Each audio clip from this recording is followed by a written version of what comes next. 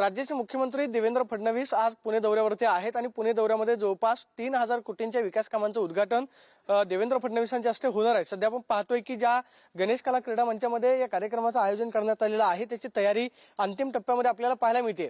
पुण्याचे प्रगती पर्व असं आपण पाहतोय की आशय जो आहे तो आपल्याला लिहिलेला पाहायला मिळतो आणि पुण्याच्या विकासाचा नवा अध्याय म्हणून लोकार्पण आणि शुभारंभ सोहळा या सोहळ्याचं आयोजन जे आहे ते या ठिकाणी पुणे महानगरपालिकेच्या वतीने करण्यात आलेलं आहे।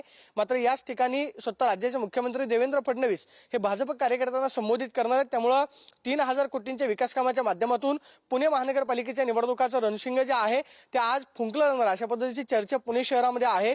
कारण भाजपने गेल्या 8 दिवसांपासून पुणे शहरामध्ये निवडणुकीच्या अनुषंगाने इच्छुक उमेदवारांचे अर्ज मागवलेले होते, इच्छुकांच्या मुलाखती घेतलेल्या होत्या।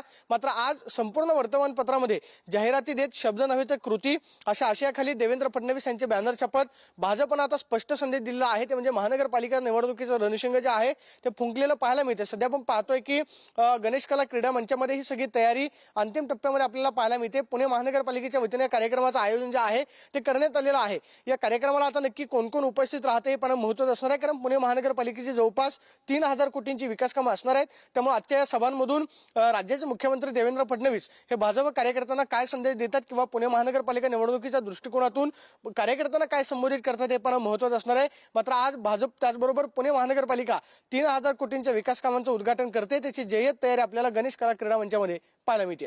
कॅमेरावर विकी चव्हाण सोबत प्रदीप कापसे, TV9 मराठी, पुणे।